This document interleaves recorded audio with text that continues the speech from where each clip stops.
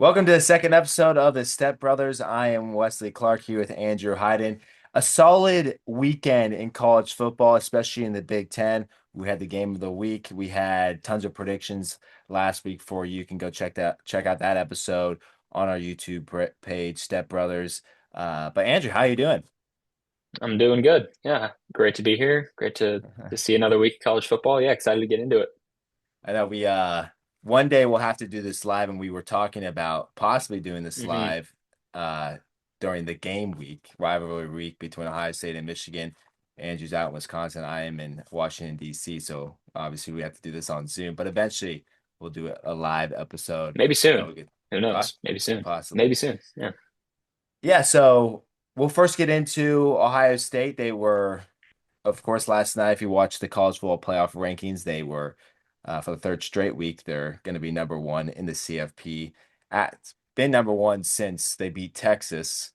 So not much has changed. Obviously, they're kind of taking care of business themselves.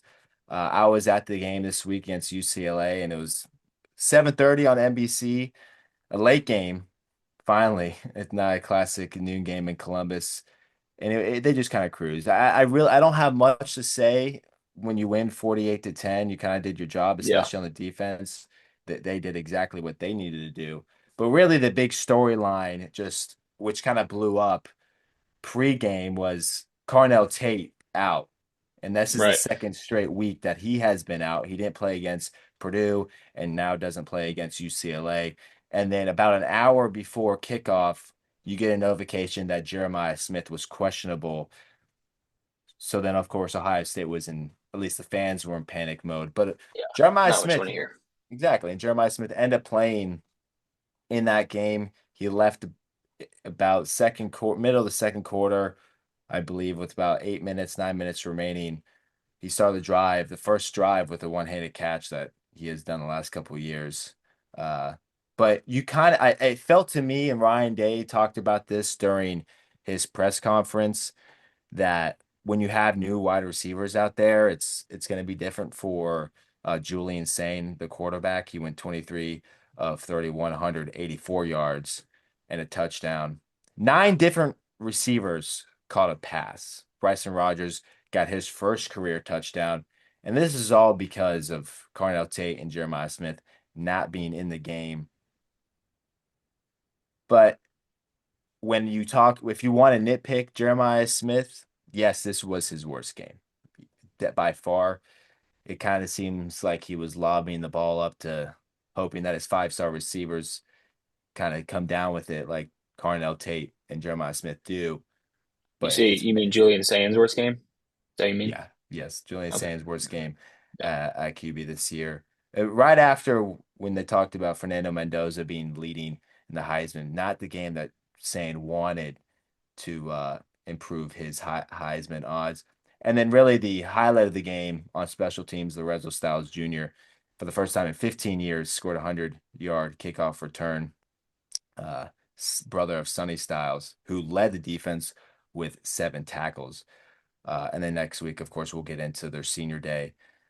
Uh, my player of the game, and I posted this on social media, was James Peoples. He has struggled Mhm. a good amount throughout the season. It's been C.J. Donaldson up on the goal line, but majority of the snaps is Bo West and Isaiah West, another freshman. Bo Jackson, Isaiah West, both true freshmen, had a. I've been getting a ton of play time, and this was the best run game Ohio State has had this entire year. Rushed for 220 yards against actually a solid run defense. Not to get into Utah, but Utah, in fact, is a pretty good run team, and they struggled a little bit against UCLA. So I think that's the one thing Mm. going for the Bruins is that their Sure. run defense in Ohio State did well. I think the biggest thing that I've seen the last year is the difference that Ryan Day has coached. It seems like he's a little bit more serious after that playoff run and realizing that when you're the coach of Ohio State, there's little room for error. And he realized that Yes. after the Yeah. regular season when it's the so-called lunatic fringe that Kurt Herbstreit called it, wanted him to get fired. And Yeah. we've seen a different Yeah. Ryan Day. And Kirby Smart will probably get the nod for the best team in the country right now, but Ryan Day is creeping up, in my opinion, to possibly be the number one coach in the country, especially if he Yeah. goes back to back. Uh, but and one thing to really mention is obviously Jim Knowles left the team to go to Penn State. Matt Patricia comes in. Yes. He's a Yeah. Super Bowl champion with the New England Patriots. Comes in to coach Ohio State, and here he is allowing 0.89 points per drive. He's, there's the fewest defensive snaps in the country, and they're right behind Texas Tech in stop rate, which is 82.1. Of course, Texas Tech spent millions of dollars to improve that defense, but Ohio State feeding off exactly what they did last year, and that's been the talk because I think everybody's surprised that you go from winning the national championship with Jack Sawyer and JT Tuimoloau to now all of a sudden Arvo Reese, a guy in his first year starting, is kind of leading the way and is now Yeah. projected in some draft to be the number one pick. I know Commander fans have been talking about wanting him on their team, but it's possible that he even comes back for his senior year. But I mean, from an outside perspective, I'm curious what you see there. Yeah, I mean, I think the most impressive thing to me when we're talking about Ryan Day is just I think it's easy when you finally get over that mountaintop and win a national championship. It'd be very easy for Ryan Day to just say, "Okay, yeah, I've kind of established myself at Ohio State. We have good things going in recruiting. Like we're a good team, but it seems like he has even more urgency now after that, after seeing maybe what his teams can be capable of. So I commend him for that. And it seems like he has his guys playing with a different level of juice this year that I don't think you saw in the regular season last year. Obviously against Michigan and even some of the game, like the game against Nebraska. I think it's just been overall a lot more disciplined. And then going back into that kind of playoff talk, obviously the number one ranking. Really, every team in the country has looked flawed at some point. That's just today's college football, right? I mean, even the unbeatens, Indiana needed a last second heroic to beat Penn State. Texas A&M obviously struggled with South Carolina this weekend, but Ohio State has been far and away the most consistent team in the country in terms of what you're going to get out of them every single week. Obviously, the injuries are concerning to me. I mean, I'm sure they're concerning to you. I'm sure they're Mhm. concerning to the whole fan base, but we'll see there. Talk a little bit about you were there this weekend. So, you didn't mention that you were there in Columbus for the game. Talk a little bit about the atmosphere, and I think being in person on campus is a great way to get like a pulse on how people are feeling about the team and just the general vibe around the program. So talk a little bit about that and how that atmosphere was. Yeah, I think with Ohio State fans, people don't like Ohio State fans, obviously. The same way that, they don't like Michigan fans, the same way you don't like Bama, Georgia fans. But I Yeah. think that there's a humble kind of vibe to me on campus because this could break down all of a sudden. And we've seen that. We saw that a couple times with Urban Meyer when they lost to Purdue and Iowa. Those Sure. two to me stand out because those are upsets and that's back in the 14 format with the college football playoff. You lose that game, you're done. Right. Right. Here, you have a little bit more wiggle room, but I think the players they have come out like with social media and they don't care about last year's team, Yeah. which I think has caused the fan base to yeah that we did that and I'll hang you know that banner in my room, but I'd like to have a second one.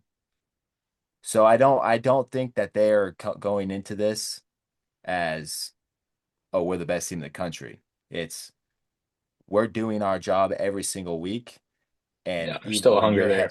when your head coach goes on Pat McAfee and says yeah we haven't done anything, I think the fan base is like you know what you're right we haven't done anything because everyone at this point that they have played besides Texas is now unranked. They beat Illinois, that was ranked. Washington was ranked, got ended up being ranked at one point. Then they lost to Wisconsin. Sure. So there's still like an untested vibe to the Ohio State fan base because they see it on social media. And of course, they're gonna, they're I assume that they probably clinched the playoffs after winning against UCLA, but they don't care about that. It's right now, I think Yeah, it's every single week is different. You have the game, week 14 against Michigan, and then you have to go from there. Because if you win that game, then Indiana is going to be hungry to uh Signetti. Obviously, you saw what Howard did to him, pretending to put out a cigarette on his cleat. They're going to yeah, be I wanting to remember. get revenge. And you haven't No, won the Big Ten. absolutely. You haven't won the Big Ten since 2020. And I would like to Mhm. win the Big Ten championship. And then, you carry on to the Of course. playoff. So on campus, it seemed like let's do our job this week. And then we have senior week next week. And I think that's because of how Ryan Day has kind of set the standard in Columbus instead of kind of having this cockiness that to me I think Urban Meyer did have because I mean Mhm. he won several national championships and went 7-0 against Michigan. And Ryan Day hasn't done that. Sure. Yeah, that's a No, good point. I like that comparison. And yeah, that's definitely the recipe to not only get to the top, but to stay at the top, right? Like Ohio State's goals are not to make the playoff field, right? That's just not the standard. The standard is to win a national championship every year. Just because you win one the year before does not mean people are going to be any less pissed off if you don't win one this year. So, nope, no. And Ohio State is and that's a good point because Ohio State has been the one team that would have made the 12-team playoff every single year. yeah, It's one more than Alabama would have had. Uh, but it doesn't matter. Who cares if you right. don't win the end of the last game of the season? So Ohio State wins 48-10 against UCLA. I forgot to mention, I'm not going to get into it, but Nico Iamaleava did not play.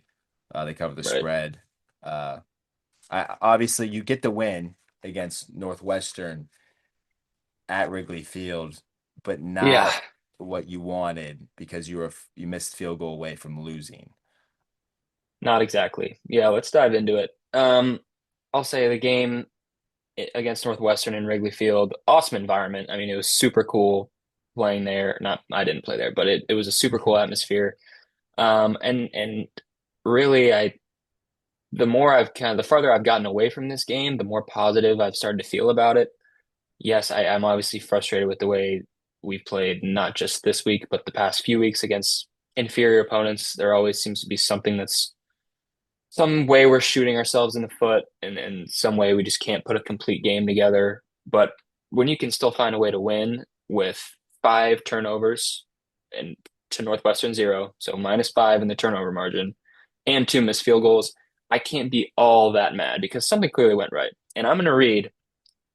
I put the entire stat sheet in there for you against Northwestern. I'm going to read some of it for you, right? Not the whole thing, but Michigan, 9 of 14 on third downs. That's awesome. Michigan has not been that efficient on third downs, and I don't know how long. Compared to Northwestern's 2 for 12. 496 total yards for Michigan. Northwestern had 245. That is, help me out with some math. Double? Is that over double? It's close to it. If it's not, 216 yards on the ground for Michigan, and that is not sack adjusted. So there was three sacks by Northwestern, and there was a big negative play on a end around reverse type play to Andrew Marsh that ended up being minus a negative 10-yard play, something like that, to Northwestern's 61 yards.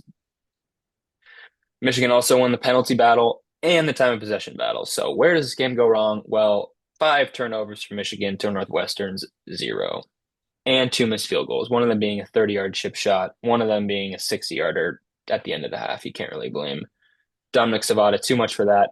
But really, that's the turning the ball over five times is the formula to lose a game. And the fact that we still came out and won, I'll pull something from Joel Klatt here.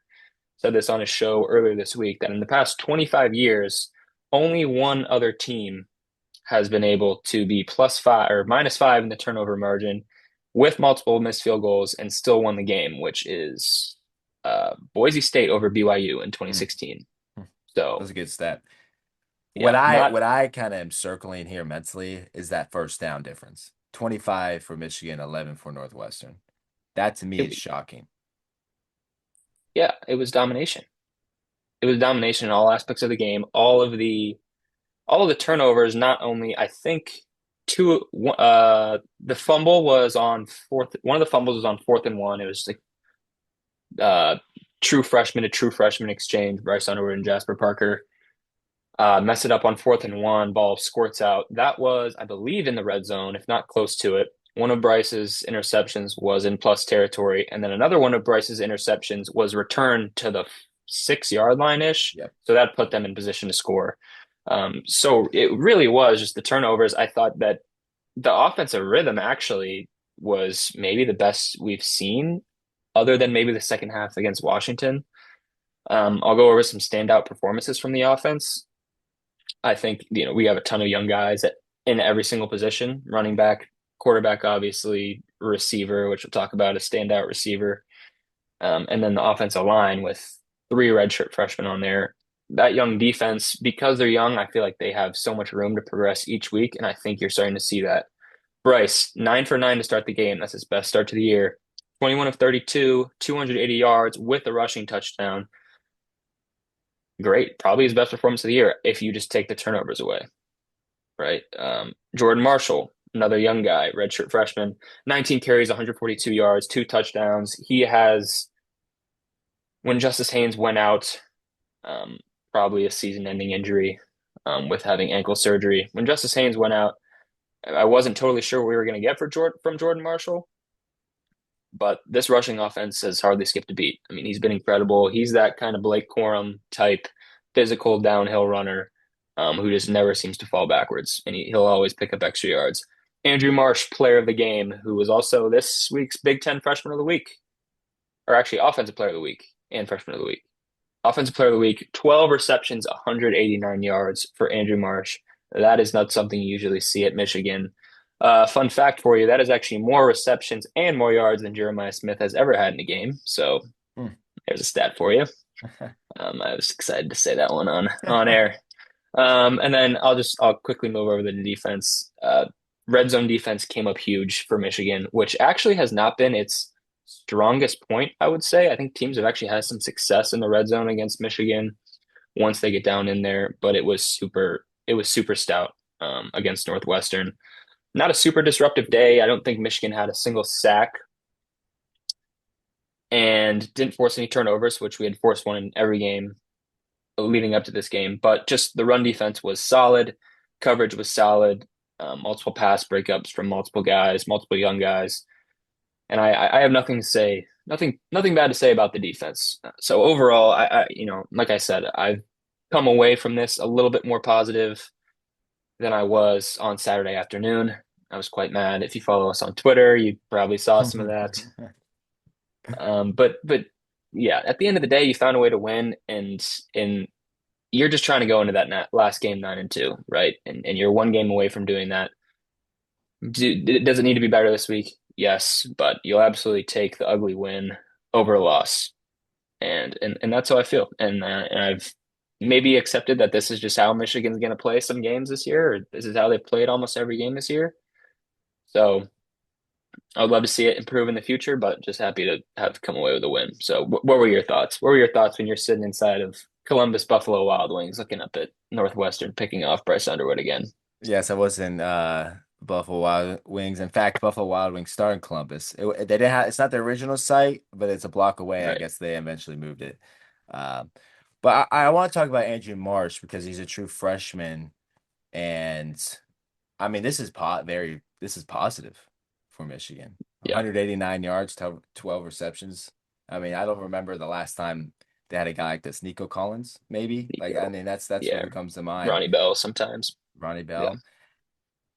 But I am curious because I wasn't disappointed with how Northwestern played on defense. I know obviously the muff punt has nothing to do with Northwestern being good, Right. but I don't think Northwestern is a bad defense. I mean, they struggle big time on offense, but you face a very good defense, and to essentially screw up this bad and still beat them honestly a kind of is a shining moment in a way.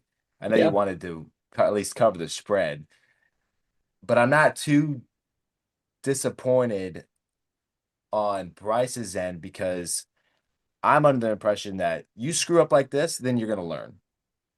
Yes, And yeah. that's the whole thing. Like last year, you see Ohio State lose 2 games in the regular season. They learn from it, and then they go on that run. If Bryce Underwood's playing, I mean, teams like Purdue every single week, defense like that, and he just, obviously the Purdue game Mm, wasn't that solid, but there's no energy. If right, once you play tougher teams, there's gonna be more energy, and I just think it's a learning experience for Bryce Underwood. Again, he's a true freshman. He had a 9 for 9 right, start, right. Yeah, and it was his and best now, start. It was yeah, first half. Bryce Underwood looked all Big Ten in that game, so that's something to be excited about.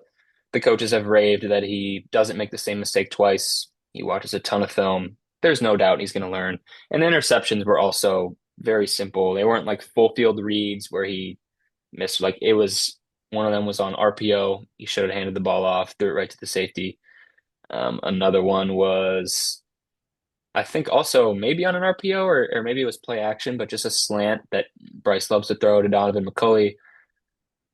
The thing is about, and this is the last thing I'll say, and we can move on.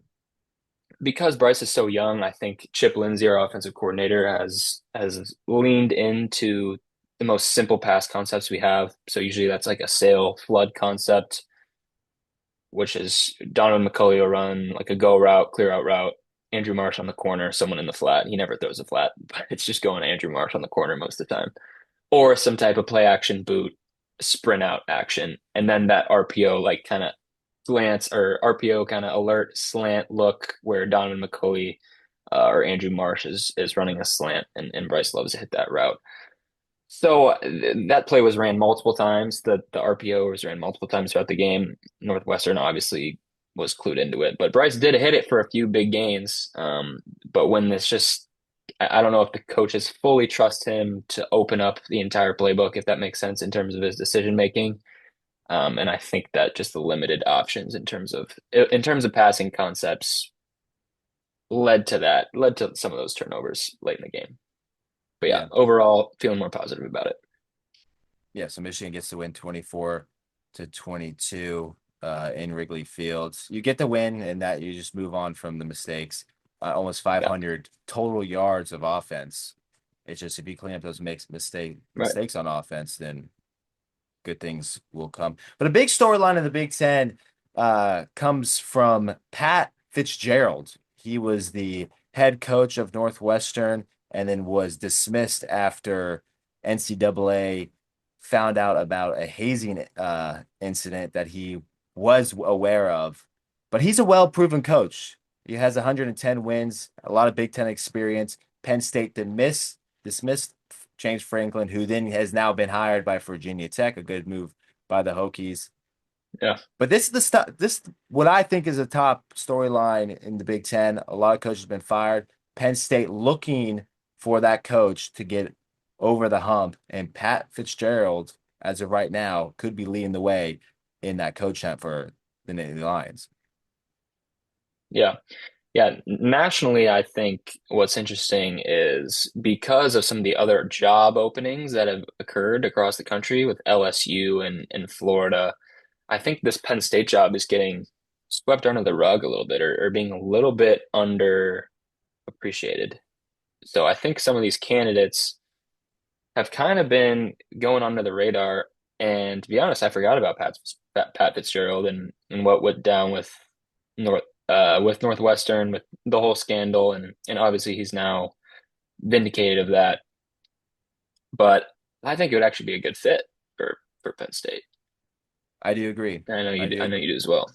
I do, and I think that maybe it's possible to get an NFL coach. We are going to slowly see NFL coaches get fired as the season goes on, so that could be a possible True. move for Penn State. Brian Hartline has been in the discussion. I don't think he will go there. I just you saw if he wants to be how Jim Knowles was treated, then go right ahead. But Jim Knowles was not an alumni of Ohio State. I think Urban Meyer coached at Florida. I think if he were to go on and be a head coach, maybe go to like a Houston or Tulane, maybe a Florida, tops Florida. Obviously, discussion with Lane Kiffin between those Yeah. two schools. Yeah. But with Franklin out, Penn State's just looking for that guy, and it's going to be interesting because, like Virginia Tech, they hired James Franklin to get ahead of a recruiting. I'm kind of waiting for Penn State to do that, unless they have a head coach who is currently coaching, and they'll have to wait until the offseason to get Right. ahead. So Right. that's Well, a big question. yeah, regardless, ideally you'd want to have that figured out well before that transfer portal window opens in early January. Mhm. So, but yeah, like you said, there's a lot of great names out there also, especially at the group of five level. I know John Summerall at Tulane is a hot commodity, and he's been earlier today I saw he was being tied to Florida and said he's going to step a meeting, and now he's not. So I don't know if he wants to stay at Tulane or what's going on with that. But there's a lot of good coaches out there that would love to come coach at Penn State, whether that be moving up from the group of five level or an assistant, or even like you said, some NFL coaches I'm sure would love the resources that a Penn State has to offer. But like you said, I think uh, I think Pat Fitzgerald, proven winner in the Big Ten, obviously did some great things with Northwestern. I have no reason to believe that he wouldn't be able to have success with the resources and in the backing that Penn State has.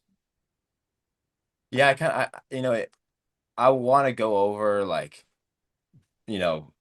why Pat Fitzgerald had to get. I don't know why as much as why he got removed from Northwestern. Obviously, he's kind of clear of Yeah. everything, Well, but it how was that just went like, yeah, down a was just, scandal that happened while he was coaching that he had yeah, nothing to do with, and they fired him to get ahead of any potential yeah.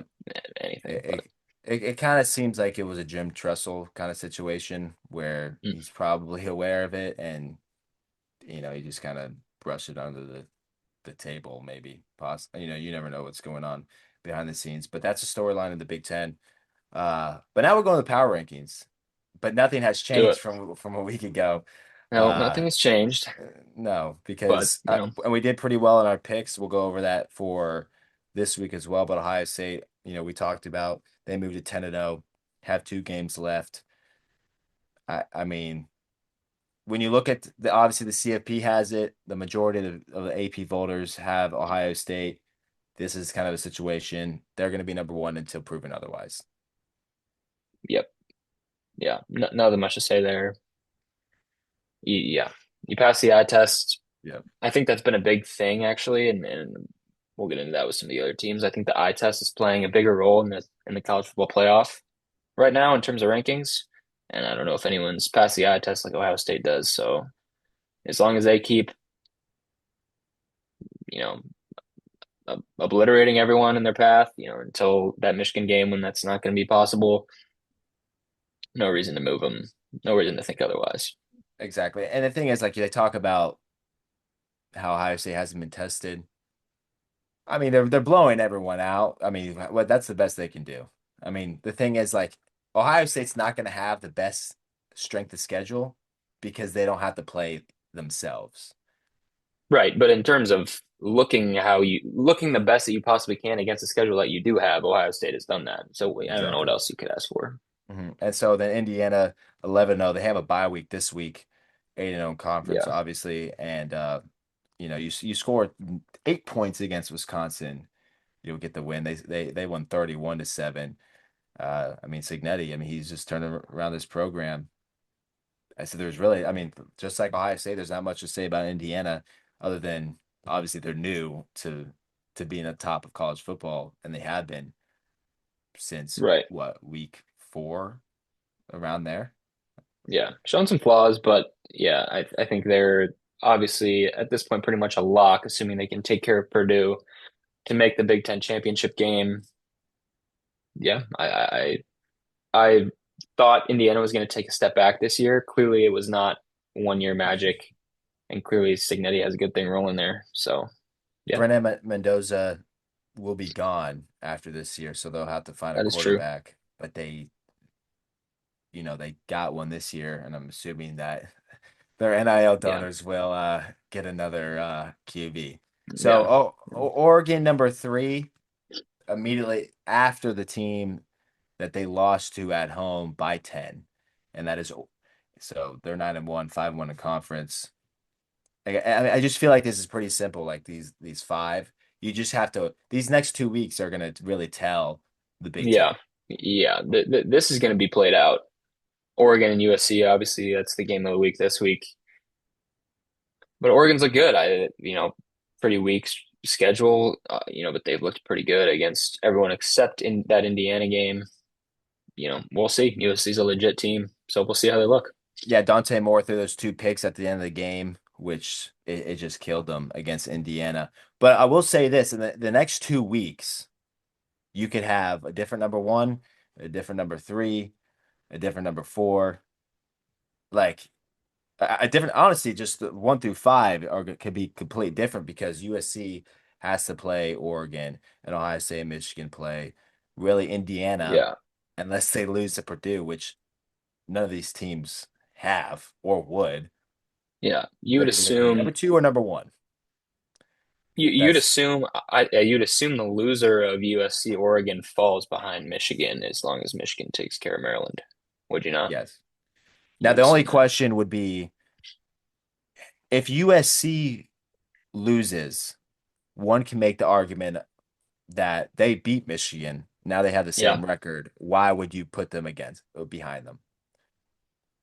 I mean, go ahead. I mean, Like in a in you'll a know in a more than power me. ranking, or you Yeah. Yeah. well, they don't have the same record. That'd be their third loss because they lost to Illinois in conference That's and right. Notre Dame. Oh yeah, I have this wrong. No, that's okay.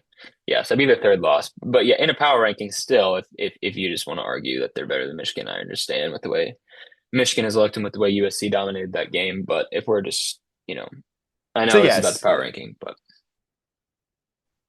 yeah, yeah, that's right. That did happen. And the thing is, and that Notre Dame game was not close either, and that's a killer for them for no, against a playoff team. So yeah, I yeah, mean, you would probably. I mean, if as a Michigan fan, that USC game is just stings. I'm sure the way that you guys looked. it does. It does, yeah. To lose, out of all the ways to lose a game, to lose because your defense can't stop the run is that's just at Michigan. That's just unheard of. That's just the last thing I expected. I thought if we were losing to USC, it had to be a shootout, and we just couldn't keep up. But no, we let a So third that string so running that back just run all over us. so this is actually it would be Oregon and Michigan would have the same record. So that is what Yes, yeah. If USC were you to win, right. So that would be the question of who would you want to put at five? Get if USC wins, they obviously would be three. I mean, who we'll see.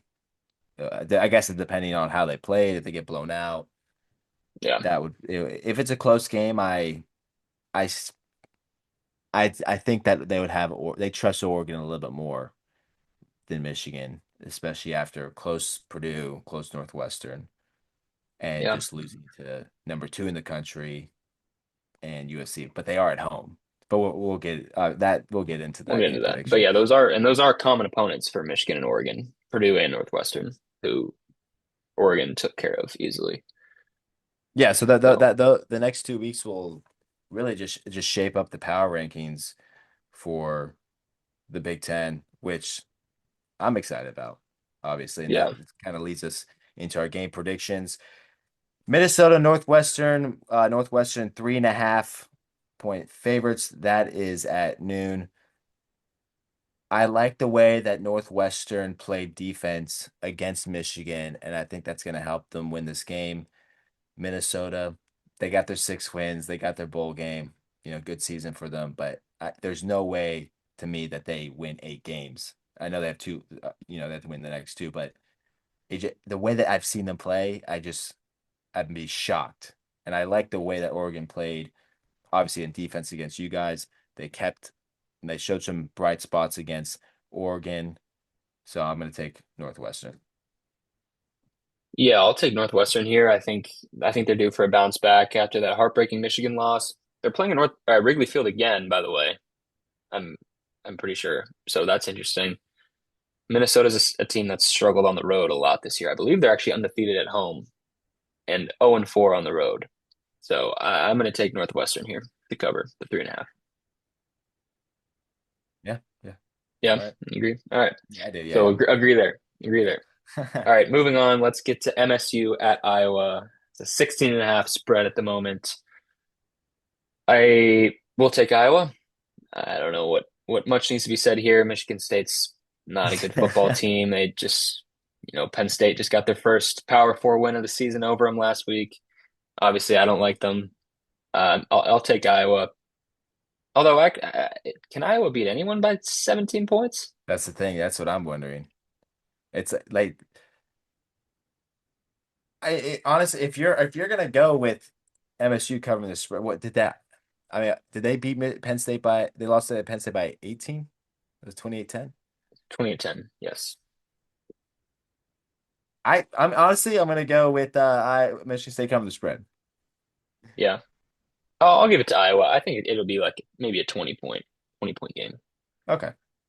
Okay, and Yeah. that's a But 3:30 but yeah, FS1. not much to say there.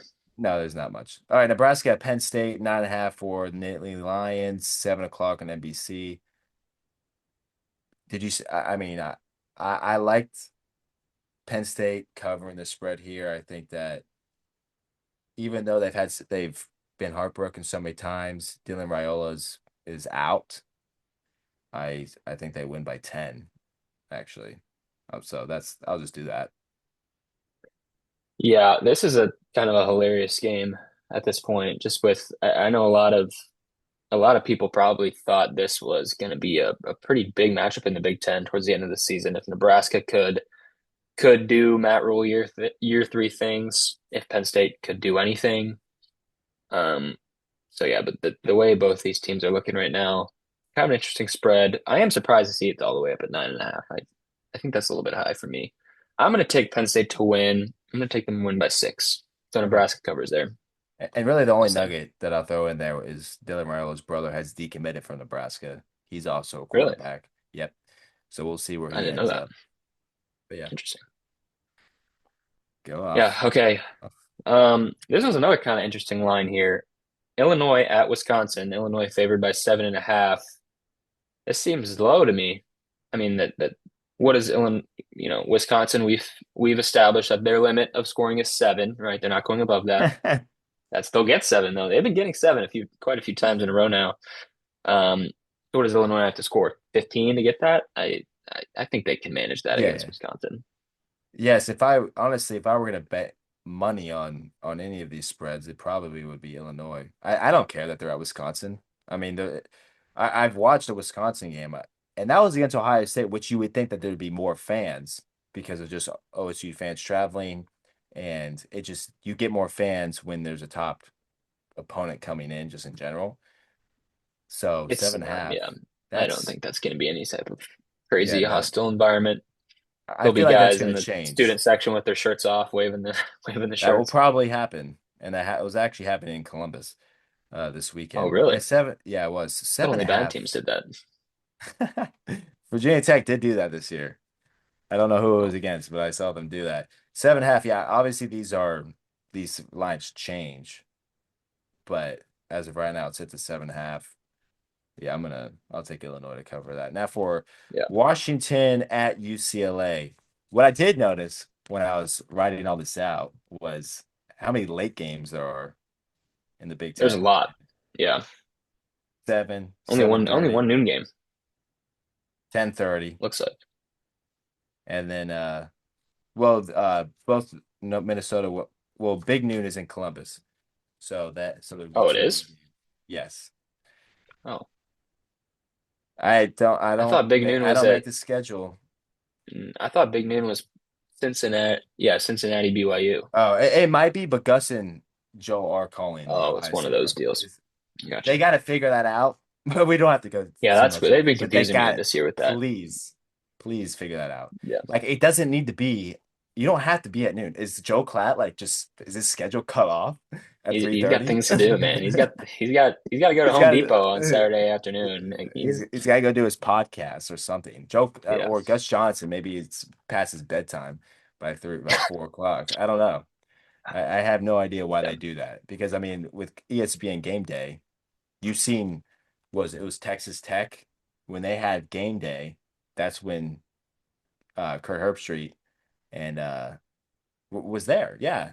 Kurt was calling that game for Texas Tech when they Talking had been. about Texas Tech, Utah, or BYU? You're talking about It BYU. was BYU. It was That BYU was when an they had ABC been. game, right? Yeah, yeah, yeah, yeah. Yep. Yeah, you're So right. they You're had right, that man. game at noon. So I don't know why the Fox can't do that. That doesn't make any sense to me. Anyway, Washington at UCLA 10:30. Yeah, I mean, Washington is very solid on offense. And so I'm taking them to this 10.5. I think that they'll struggle on the with running like they did against Ohio State, UCLA, like I mentioned in the beginning. The only positive about their team is their run defense, but they pass the ball pretty well. So Yeah. I'm doing 10.5. Plus, Washington. Washington adds that extra threat in the run game with Damon Williams Jr. I'm going to take Washington here. I don't understand why this feels pretty low to me too. I think maybe there's some overreaction for the Purdue loss. Yeah, Washington's just a way better team than UCLA. I think that's as simple as it is. I know they're going out to play in the hostile, empty Rose Bowl, but I think they'll fare fine in that environment. So I'm going to take Washington to cover. So they tend to do 3.5 points when you're the home team. So if you see a team that's up 3.5, it would be even on a neutral site. But with UCLA, that whatever they got It going should be on, 3.5 in the other direction. they should. Now, UCLA is no longer going to be playing at the Rose Bowl. They're going to be playing at SoFi next year. So we'll see what. Yeah, I don't know if that's Yeah, official, but I've seen that. yeah. I just don't know. I just obviously there's big talks about campus stadiums, and UCLA is not one of them. All Big Ten Right. teams, the original Big Ten teams, all have stadiums on campus. Obviously, it's in the Midwest, so you have a little bit more room. But UCLA is way off the campus, and they're also terrible. So this is, yeah, nonetheless, Washington 10.5. But Yeah. Okay. Let's move we'll into the game of the reevaluate. week. I think this is kind of a weak slate across college football in general. And this is the week where all the SEC teams play the FCS teams, and there's not a ton of interesting Big Ten matchups. Although that usually means that something crazy is going to happen somewhere. But this is really the one to look forward to, and this is the one that has really big playoff implications. I think the loser of this one might be on the outside looking in no matter what, even if you're Oregon at 10-2 with the schedule they have. So Oregon at home, favored by 9.5. USC has struggled on the road this year. They went to Illinois and lost. I mean, we now know that Illinois is not the team that people thought they were when that game happened. They got embarrassed at Notre Dame and South Bend, and Oregon is a tough place to play. I think that favors Oregon well. I am leaning towards the USC cover here. I think 9.5 just feels like too much to me at this point in the year. You're going to get the best from both teams. So I am going to take Oregon to win. I think that they are still more physical up front. I think that USC is still going to have issues stopping the run, and Oregon is going to find a way to come out with this one. Yeah, Dante Moore, I think he's gonna have a solid job. And we talked about the game. We talked about last week how we wanted Oregon to kind of prove themselves, cover the spread, just kind of blow out their opponent, which they did. Dante Moore, 21 touchdowns, 5 interceptions on the year. I think he continues to show why he's a top quarterback in college Yeah, football. absolutely. And yeah, there's not that much to this. I think Oregon, even if they were at USC, I think they win, maybe by three. Hmm. But but when you add that environment, there's no way. I mean, Lincoln Riley is notorious for losing on the road, and to me, I just don't see how it's possible for USC to win this game, and it's going to make it a lot easier for the committee. You just get rid of USC, they'll be out with three Yeah, losses. get rid of the three loss team. Yeah, I agree. I think I will take USC to cover. I think they're a solid team, but I Sure. think they are just not physical enough on defense. And I think Oregon, although probably flawed, still has what it takes to be an elite team. They definitely have. To me, that I don't think they could win the national championship, Oregon, I but would this assume that USC they team would. is nowhere close. I mean, they're borderline playoff team, because of not luck, but I'm curious on how that Michigan game would be if they played at Ann Arbor. Obviously Sherman Moore does a lot better at home than away, the same way that Lincoln Riley is really good at home.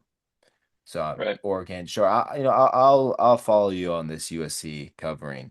I think it'll be in a way where it's still not close. Maybe Really? you backdoor it, onside kick, you don't get it. Like that's the type of thing that I'm looking at. Like you're down by 10, Hmm. you kick a field goal because you Something like gotta that. hurry up. So that yeah, Okay. I'll take Yeah. Oregon and But I we'll will see. take Oregon, especially at home. Yeah, I agree there. Yeah, so that's 3:30 on CBS. And then last segment, our last game until we play each other. Ohio State, massive favorites against Rutgers, 31 and a half. Joe Klatt and Gus Johnson will be covering this game. Not sure why.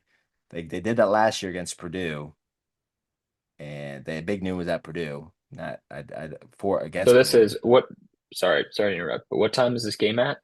This is at noon. It's at noon, but it's not big noon. It's smaller noon with So, Gus and Joel still. I mean, it would make sense that they would be at Cincinnati, but this is at They're there. noon. I know they're there because Dave Portnoy has been tweeting about it. So I know they're in Cincinnati. Like, I know that is where the pregame Okay, show is being but held. yes, Gus and Joe are calling this game. Interesting. That's weird. They, I don't know about what the logistics behind that are. It confuses me. But Rutgers, not. I mean, they're solid. I mean, No, they aren't. they're better than UCLA. Sure, I'll give them that. I mean, the thing is, like, it usually Michigan State plays Rutgers at the end of the year. If that's the case, then Rutgers is going to get a bowl game. Usually, who plays? Rutgers What did you usually say? play. So, so I guess they change it. Rutgers has played Michigan State at the end of the year before. I know Maryland plays Michigan State this year at the end of the Yeah. year. So I'm not Rutgers sure who Rutgers has. plays Penn State. So, Oh, so this is, yeah, I mean, although to be honest with you, the things I've read was that Rutgers has slowly gotten better on offense through the year. So I mean, that's what I, they do actually have an elite receiver. I can't remember his name, but they have a receiver. A receiver is actually really good. I think they have a couple so, actually. and obviously, you know how much I hate 30-point spreads, but I mean, I would assume that two turnovers by Ohio State would lead to, Rutgers covered the spread here. Uh, Ohio State has never lost to Rutgers. And I'm just to be honest with you, you can see how much I'm struggling to talk about this game because there is literally nothing. The only thing really is talking about what I did in the beginning of the when we started talking is with Jeremiah Smith and Carnell Tate, both day to day. Ryan Day did say in his presser that they're both in good spirits.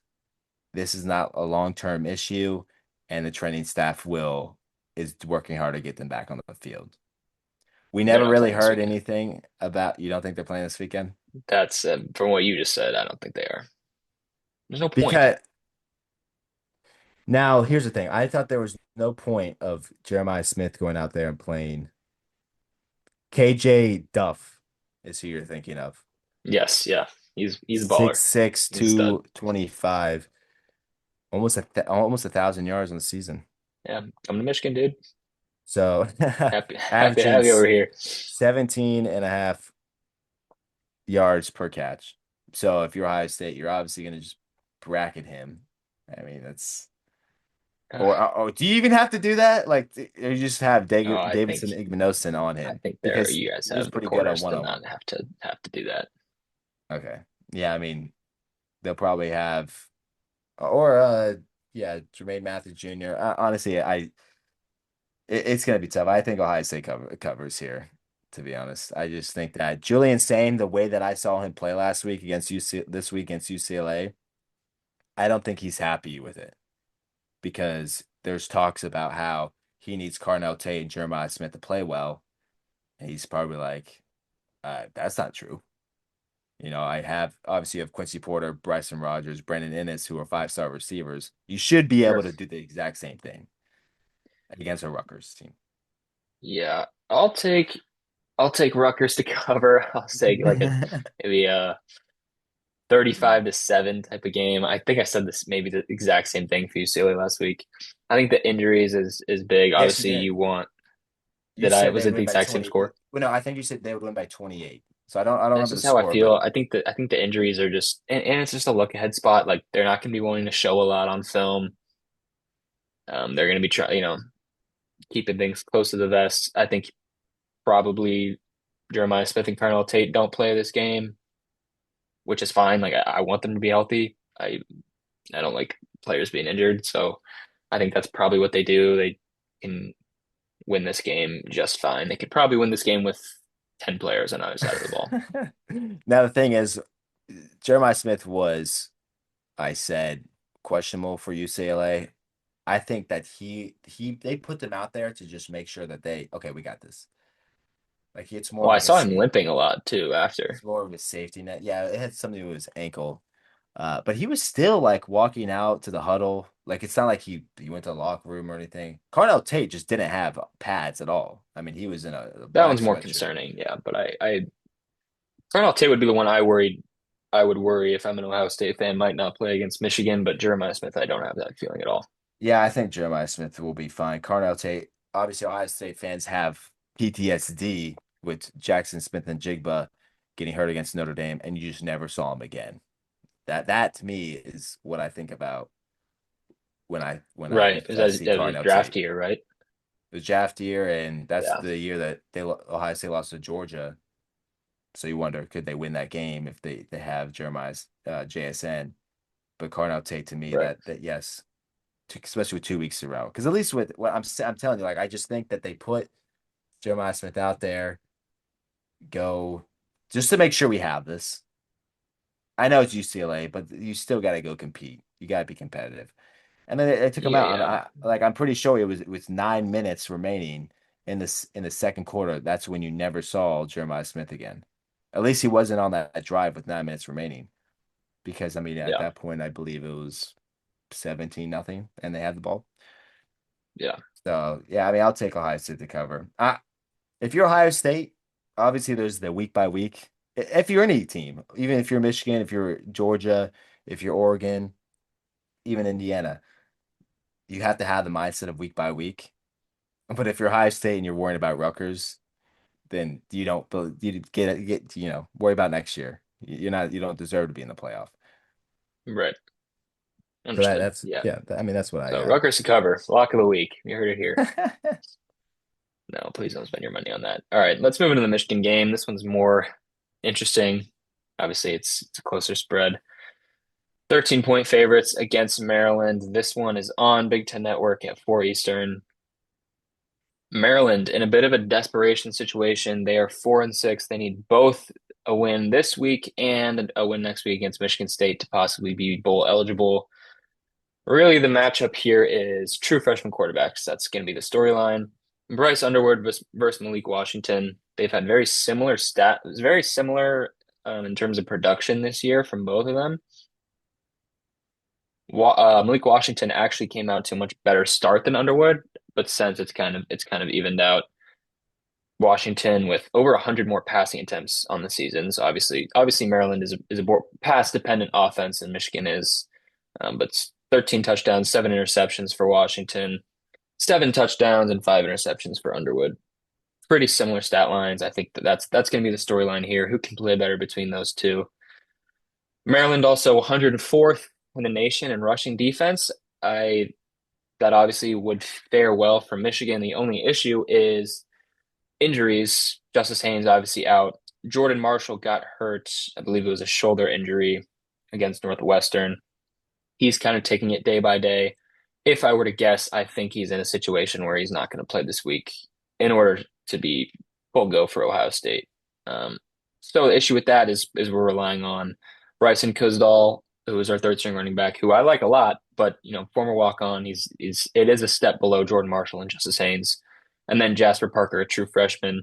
And actually, I heard this today from some of the coaches' press conferences that Max Bredesen, the fullback, has been taking reps at halfback this week during Hmm. practice. for short Interesting. yard situations. So that will be interesting. I hope I get to see it because every Michigan fan loves Max Bredesen. Yeah, the one thing on Maryland's defense you have to look out for is their pass rush. They're top 30 in the country in sacks. We have a young offensive line, obviously. Bryce has to get the ball out quick. That's the one thing. If you can do that, if you can neutralize that pass rush, maybe you get active in the screen game like Chip Lindsey likes to do. I think we have the chance to have some success there. Really, this game I would say is a trap game before Ohio State, but I don't know if Michigan is good enough right now to have trap games. I think every game you have to take seriously because every game you could lose, just like we almost did last week. So you got to take this one seriously. You also got to put something on, I wrote here, Michigan stayed in the exact same spot at 18 in the CFP rankings. Texas staying ahead of them after getting blown out by Georgia. Obviously, if you can potentially beat Ohio State, there's room to move up. I would feel a lot better if we blow out Maryland this week and move up to 15 and poise ourselves to make a 5 spot jump than trying to make an 8 or 9 spot jump. Even with a win over what would be the best win in the country, I would like to be in better position. And obviously USC or Oregon's going to drop, and some other teams are gonna kind of allow that to play out. But you have to have a good week this week, and just for me, please, like the years that have Too been much taken off my anxiety. life, the years that have been taken off my life for games against Purdue and Northwestern is unreal. It's And insane. Maryland. And Maryland, because we were at the Maryland We Michigan were, game together. And we what were, what the yeah, hell? yeah. Well, it's Secu Stadium is a nightmare. It's just a haunted place to play. Ohio State struggled there in Twice. what We year was went that? with Dwayne They Haskins and lost there in CJ like Stroud. overtime in 2019, No, right? they did not. We have not lost to Maryland. They beat them 52-51 with Dwayne Yeah, that's what it Haskins. was. Yeah, Yeah, crazy game. Benjamin Victor went off on that. But it's something about Maryland, like it's It's just just well, it's yeah, honestly, in the years past, like you said, like it's a trap game for Michigan, like it was in 2023.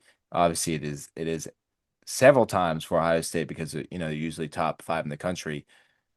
Maybe it's the environment. Like I'm not sure what it is. It's a trap, maybe trap because you guys, I guess, once again, it's week 13 is when you're playing them. So right. so that's the same week when it was in 2023. So I don't know, obviously, but it's not a trap game because you're not playing well like you should be. You're Yeah, not Michigan team that you want to be. right. But even still, I mean, you obviously have to start preparing for Ohio State now. I don't think you need to use the entirety of this week to prepare for Maryland. You should be able to go out there and out talent and out athlete them and just will yourself to a win. But yeah, just take care of the ball. And this should be I don't think I can pick I don't think I can pick Michigan to cover again. I don't think that'd be wise. I'll take Michigan to win by 8. Yeah, I'm Let's gonna take go Michigan to cover 28 because to 20. 28 to 20. Because I just think that they'll learn, like I talked about with Bryce learning. If he wants to be the 5-star quarterback that he is, then you take last week and the week before and you keep building from it. And you got to play your best ball, the next week. So just do that. You have to play the best ball at the time the week prior. Right. So, and it's what, 13 and a half? It is a lot. I think they do it at the very end and make it 14, 15. I hope so. I hope so. A I, 14-point win would not make me thrilled, but it's better than winning on a walk-off field goal. I mean, you're at But least covering the but yeah, spread. Now we'll probably, but true. yes, Sidney Stewart is the leading pass rusher for Maryland. He has 6 sacks this year. That is going to be not a nightmare, but it's definitely something to watch for on the defensive side for the Yeah, Terps. So yeah, we'll see. absolutely. Yeah, and like I said, this is the last point I'll make here. I touched on this last week. I'm not a believer that you can just kind of flip the switch when it's time to play Ohio State the week after the game or the weekend after Thanksgiving. I don't know Yeah. what I'm saying. You got to start showing it like now. It's not you're not just going to sleepwalk through every team on your schedule and then all of a sudden it's all going to come together. This is the week it has to come together, like it did last year in this week against Northwestern with a 50-6 win. I'm hoping for a similar kind of performance here. Um, and yeah, just don't. All I'm asking is just don't leave me in a spot where I have to think, where I have to sit on my couch for an hour after the game is over and just and contemplate my I'm life. assuming that's what you did against Northwestern Yeah, and every Purdue. week. Yeah, and Michigan State. Just please, Sharon, Bryce, just make my weekend easy. Let's just get a win, get out of Maryland as fast as we can, and start preparing for the game that matters. Yeah, so that 13 and a half is the third most in the Big Ten during that week. It is just a get right game. Right? Like that's how you would describe it. Get right or get left if you lose. No, yeah, that's good. Yeah, that's true. I mean, if you do lose, yes, you are done. Even if you beat Ohio State, that literally doesn't matter Yeah, man, how with much the, of a with this. heartbreak would that be? Oh my God. Um, but yeah, I just comparing the two opponents between Rutgers and Maryland. Yeah, that's not Rutgers beat Maryland. That is, they did beat them by 15. So I'm kind of surprised that 31 and a half is the spread for Ohio State. If but only 13 and a half for Michigan. Well, yeah, I'm not surprised by that really. You know, to me, when I see 30 and a half, and you can't actually bet Rutgers to win the game. You couldn't get for You can. You UCLA. actually can't bet Michigan or Maryland money line. Well, I'm When I saying, looked, well, I'm looking at ESPN bet that's what I minus was too. Yeah, seven minus the money line 700 is right off. now for Michigan. Oh, really? For Rutgers, it's I don't know what I was looking at then. plus 3,500 for Rutgers. That sounds nice, dude. I would maybe bet your house on that, a mortgage, whatever you got. That TV you have, that TV Put it is up. huge. This one? That's an old style. Is that Thanks, an old man. Yeah, style my TV? my little Roku. No, it's a Roku. It does the job. All right. I don't need any Oh, disrespect on that's it. his shadow. No, this is the edge of my Xbox, so it looks like I just have this big Oh, box TV. We're gonna work on a better setup too. This room is depressing, but yeah, yeah. I have my Rose Bowl picture against Alabama. I was there. Look at it every time I wake up. Just think about better days. But yeah, let's get back on track here. Would you say let's have one more kind of question. When you look at past years, obviously this game, assuming that Michigan takes care of Maryland this weekend, and assuming that Ohio State takes care of Rutgers. In terms of the last few years, in terms of stakes, where does this one line up? Obviously, last year the stakes weren't high in terms of postseason. But maybe 2023 with two undefeateds, 2022 with two undefeateds. Where does it rank? Yeah, I mean that's a good question because obviously it was good seeing Michigan beat Alabama again in the ReliaQuest Bowl. For Quest? Hmm. ReliaQuest Bowl. Yeah, whatever that company is. And then Ohio State wins the championship. So the stakes definitely the lowest last year. 2023, I think that this would be the second lowest. No, no, I'm wrong. This because Ohio State didn't go to the playoff in 2023, the last time they were in Ann Arbor with Marvin Harrison. Michigan can go to the playoff if they win. Ohio State, if they beat Rutgers, then they're in. Unless you think that they're already in. If they I lose the think it. next, I would if they somehow lose to Rutgers and Michigan, I wouldn't say Ohio State's a lock. yeah. Okay, so I mean that'd be pretty crazy to lose by 31 and a half point favorites. But in this situation where both of them win, are we comparing from what year are we starting this from? Because in I was kind of 2018, starting in well, because in 2018, Ohio State kicked Michigan out of the playoff when they true. lost to Oklahoma. Yes, and in 2016. Yes. Um, So I was more that talking just about this last streak, okay. but They went to the playoff. Ohio State went to the playoff in 2022. mhm. They didn't go in 2021. So If I had to line it up, then it would.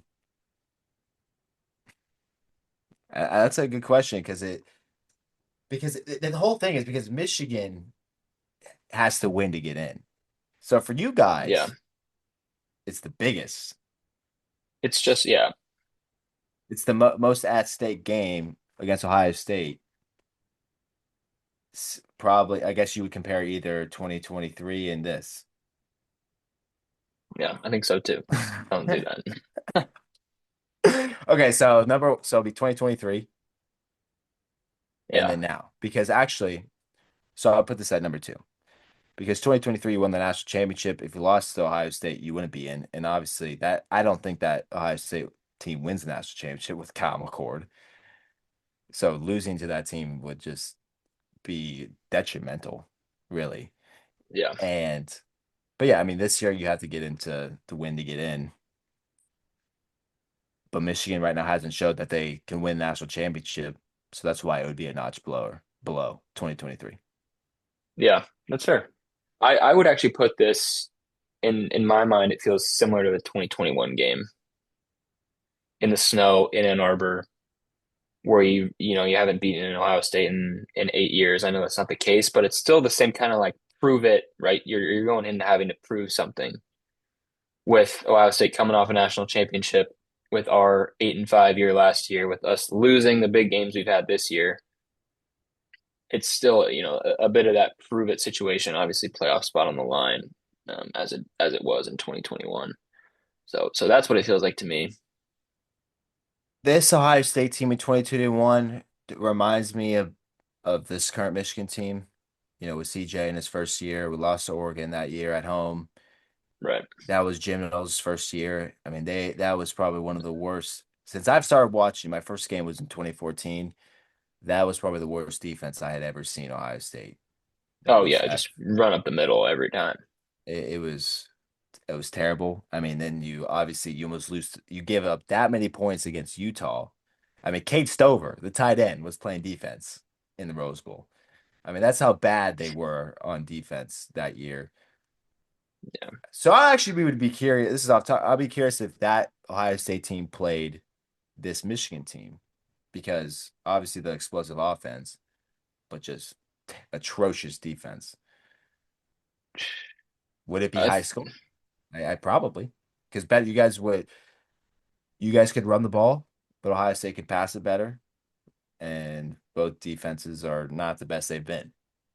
well, yeah, that 2021 receiver room at Ohio State though, what JSN, Marvin Harrison Jr., Garrett Wilson, Olave was gone at that point. Olave was Ala- 2019, right? Olave was Or there. was he still there? He was Yeah. there, So I but don't not he think wasn't in that iconic picture. But there was one guy who will leave out Julian because Fleming. That's right. That's right. Julian Fleming, legend. Yeah, I don't think our secondary is way too young to be able to keep up with that, and our offense is not. Our offense, we wouldn't win. We'd be able to score on that Ohio State defense, but I don't think we'd be able to keep up in a shootout with that offense. yeah, that's the problem that Utah had. So I'm putting it at number two since 2021, and you're putting it at what what what rank behind what year? You're behind 2021? The stakes, maybe. Yeah, I So guess I'll what? say it. I guess I'll say just because, I mean, this is like hindsight in 2022, but just because both teams made the playoffs still, the 14 playoff in 2022 anyway, like the loser of that So game it didn't still made matter. it. I think this game is has higher stakes than that one, so I'll put it behind. I'll put 2023 at first. That was like because that was not like 2021 was prove you can beat Ohio State. 2023 was this is the team that has to win a national championship, and this is what's in your way of doing that. So I'll say 2023 first, then 2021, and then this game. Okay. Yeah, I mean it's a similar matchup. If I had to compare the matchup itself, not the stakes, it would be 2021 because more dominant team, you know, Ohio, Michigan is young, like Ohio State was in 2021. So it Yeah. is similar to 2021 for sure. But yeah, I mean, I'm excited again for Obviously I love Big Ten football. I won't be able to watch. This is the first Ohio State game I won't be able to watch because I'll be in Blacksburg Oh, for this weekend. Virginia Tech taking on Miami. I'm glad it's Rutgers. Well, I take every game serious, but I know you do. be the first game I miss, unfortunately. But you know, I'll be seeing a football game and we'll be trying keeping up with on my phone. But yeah, I mean, this USC Oregon game, just to wrap it up, definitely game of the week. We'll see what happens. If USC can pull it off, that'd be big time for that program and try to get back to at least what Lincoln Riley had at Oklahoma, as you can actually see it in the back of my screen there. Uh, That's pretty they're cool. they're talking about it. Yeah, shout out to our AV guy for putting that on. I know. Yeah, big production here. Yeah, the Step Brothers, but go follow us on Twitter. Uh, Last thoughts before we get out of here. Yeah, last thoughts. Um, Getting to the best week of the year next week. So yeah, this is like a look ahead podcast, like trap podcasts in a Yeah, way, trap you know? trap podcast with the Step Brothers. Like But anyway, you want to talk about Maryland and Rutgers, but you just there's nothing else on your mind. So I'm really excited about that, and I'm excited. We'll get into that one next week. Possibly a special show. We'll see. we'll see. Um, Little but yeah, tease. excited. See how logistics play out of our travel Yeah, schedules. we'll see. But yeah, excited for this weekend though. I mean, these weekends where you think is a dead slate is can sometimes be where a top team falls off the wagon or something crazy is bound to happen. So, Yeah, it's usually the time of year where like a top team, like you said, runs out of steam and it costs them the entire season. But anyway, I'm mhm, Wesley Clarke here with Andrew Heiden. Go follow us on Twitter. The YouTube page, we'll be posting this up very quickly. I get this is not live. I just realized that, so it doesn't matter. Uh, but yeah, no, it's good talking. I'll see you next week. But yeah, it was a good show. absolutely. I'll see you.